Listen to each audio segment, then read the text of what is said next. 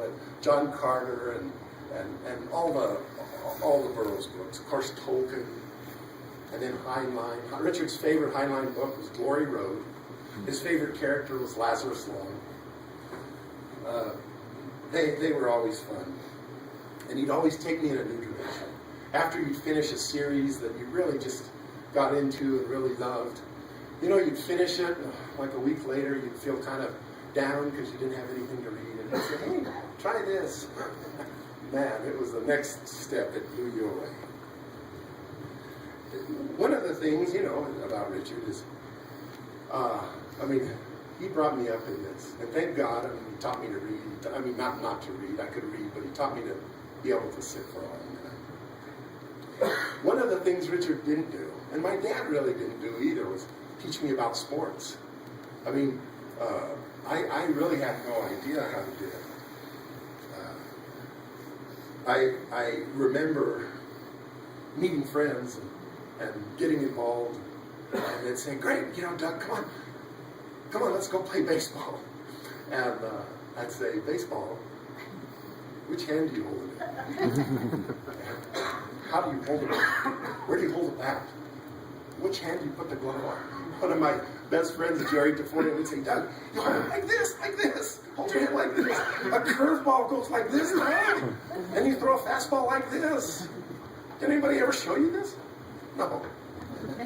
Okay, I'll show you. Never mind. Now throw the football like this, Doug. You put a spin on it. Okay, I'll do that. But Richard was great for other things. He was great for hikes. He was great for camping. Richard was a Boy Scout. Richard was an altar boy.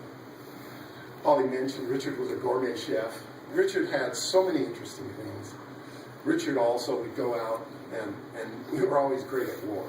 And it always ended up with us usually fighting in some sort of battle, and we'd wrestle and fight.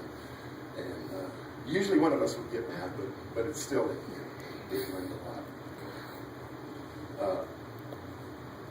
As I said, Richard still spent time studying every military battle, studying history. His hobbies were Latin, chess, ballistics. He had a little cannon that he'd shoot and measure how far the ball went and what angles the cannon should be at so he could do it. He loved rockets. There was a whole period he went through where he shot off rockets. He knew he had to stay organized, and he thought, well, that'll come, and I can always do that later. But he knew also that he needed certain physical skills. Everybody does that's going to be in the military. So he studied archery. He studied fencing. He studied horseback riding. Forget baseball and football. He found something that he thought was useful. He had wonderful friends that really didn't think Richard was weird. They loved him, and they loved his things. Tommy Delicio, Bill Coslet, John Johnston, David Apodaca. They all just, everybody in town thought Richard was wonderful. After graduating from high school and graduating not top of his class, but way up there, he was a member of National Honor Society. He got accepted to the University of Michigan. Dad had a goal. That's it. We are going to be a family we're going to have a family legacy. I went to Stanford. Richard, you're going to go to the University of Michigan. Doug, you're going to go somewhere. I remember going to Michigan when Richard was accepted there and looking around and thinking, oh my God, what a wonderful campus. This was what a college should look like. And Richard knew that too. He had history professors there that really knew what they were doing. He had philosophy professors. He had chemistry professors. He had everybody that knew. And he had a plan. He took these classes, and he also signed up for ROTC. He was going to learn and graduate and be an officer when he was done with college. But one of the things that got in Richard's way, and the things as we grow up, is our reality changes. It was a time in the late 60s of riots. Kent State, things like that. There was even rioting at UNM. And there were protesters in Michigan. Richard was in I don't know what it would be called, a platoon or a group. He was a young freshman, and there was an upperclassman in charge. Richard put up with him. He knew he had to take orders, but he also, didn't really respect the guy. Didn't feel like the guy knew what he was doing. But he was his superior officer, so Richard was a good soldier.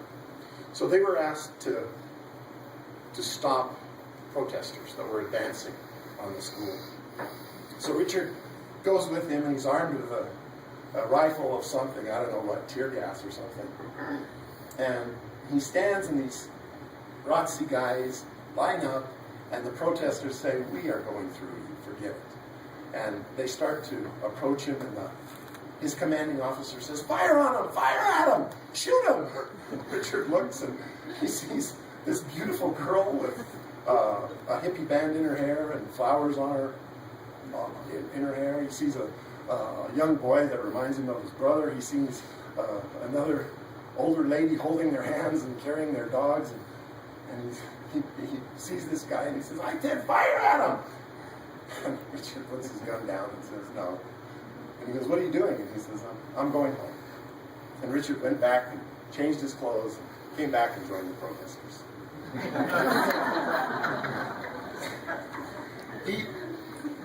This was a little bit of a problem because his whole life now, his whole goal in life had now changed. There was a time when Richard was a hippie. He even lived in a commune for a while. But he hated drugs. He really didn't like anything that would deaden his mental abilities. He ended up leaving Michigan. He went to several schools. One of his favorite was Chapman College. It was College Afloat, where he went to different countries and studied in this boat. He was a couple classes short of a degree in several different fields. Richard never got an undergraduate degree. He was always one or two classes short. He traveled the world. He worked in the theater. He liked this because it combined art with science. And finally, he moved back to Raton, where he took a job that he had in high school, working in the library, and guess what? He found his passion. He found his bliss. He was a great asset to the community as a librarian. Students would come back to Raton on their spring break. They'd have a huge research project, but they'd come back to research Raton because Richard had the most eclectic collection of books there. And he would sit you down. He knew about every subject, and he'd explain angles that people just didn't get involved. Usually when they would come back with a project, they'd end up getting a degree in that field. As Polly mentioned, there's a great tribute at the Arthur Johnson Memorial Library. Polly has a Facebook page, and we'll try and put a blog in, or a link to that on her Facebook. Richard's goal at the library, he developed a goal to triple its capacity, which he got some grants and he ended up doing. And after that, he said, well, I accomplished what I wanted to do, and he ended up leaving. He ended up leaving there. He went on to work in the computer industry and do other things, but really there wasn't anything like working at the library. Richard's thoughts. Richard and I, if you looked at our neurological disorders, we're on different ends of the extreme. But Dad and Richard were also on different ends of the extreme on their problem-solving approach. If you talk to doctors, they'll say, if it gallops, and if it eats hay, and if it has hooves, it's a horse. But every once in a while, you'll find a zebra. And Dad always looked at things and loved figuring out the horses, and was usually right most of the time. But Richard loved to find a zebra every now and then. After Dad's death, Richard once told me, he said, Doug, we were talking about things, and he said, I know Dad had a plan for me, and he wanted me to develop a certain way and be a certain person. And I know that I didn't follow Dad's plan, and I know I didn't develop into the person he wanted me to be, but you know what?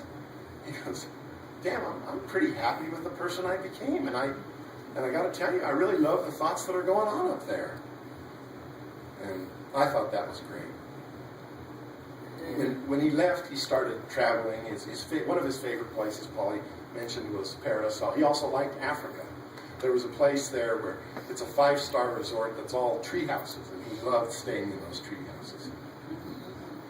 At one time, he took a job where he went as a consultant to Afghanistan, and he worked there for a few years. Although this in many ways enlightened him, but it also saddened him. And he kind of concluded that some of the problems there, some of the political turmoil and problems there, were similar at a different degree, but similar to the problems that we have here, both locally and nationally and in the state lines. And that kind of hurt his idea of the world. Richard actually ended up writing a book that he's now in the process of getting published about his views on politics and history and things like that. He published one time a parody of the Raton Range. He called it the Rotten Range. Richard, of course, loved his dogs. He loved Malamutes. He had a dog, Nike. The dog thought, we had a dog, Jaja. That means chicken in Arabic, because Salma had named Jaja. She was a beaten dog. Another Malamute, her previous owner had beaten her so bad that she was afraid of everybody. But Richard took her in and made her feel welcome, and she loved him and loved everything, and felt better. It's the other thing about Jaja that I think Richard liked was that all of his dogs, hit a point, they get old and get sick, and they'd all crawl off and die. And Jaja, they'd always go for a hike up in the mountains. He went for a hike. She couldn't keep up with him now, but he walked further. She kind of waddled up there, and then he took off up the hill. She kind of waddled off to the side. And that was the last we ever saw of her. We looked and looked and looked, but she just basically waddled off and kind of died up there. In recent years, Richard commented about hating growing old. He had gout. He hated that, so he couldn't hike as well. His dogs were getting old, so they couldn't keep up with him.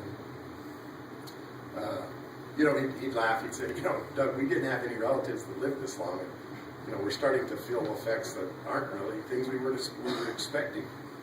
One time he complained about a memory loss. He said, Doug, I used to be able to remember every Roman emperor after Julius Caesar, and I can't do that anymore. I can't do that. I thought, so what, Richard? Who can? But I used to. Richard, hated doctors. He hated hospitals. He didn't hate hospitals or doctors per se, but he didn't really ever foresee himself going through a long procedure. He didn't really ever see a doctor, didn't really ever take any medicine. He certainly didn't like being forced to buy health care, future things. I feel like I really know my brother. I know his thoughts and the things he did. This wasn't, an issue about money or an issue, nobody's fault. I don't think anybody could have done anything.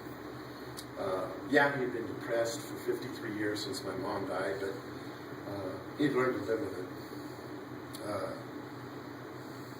I think Richard just kind of grew tired. One of the things, Richard loved quotes and stuff, and in the Plato, in the ending, The Death of Socrates, says, "This was the end of our friend, the best, the wisest, the most upright man of any that I have ever known."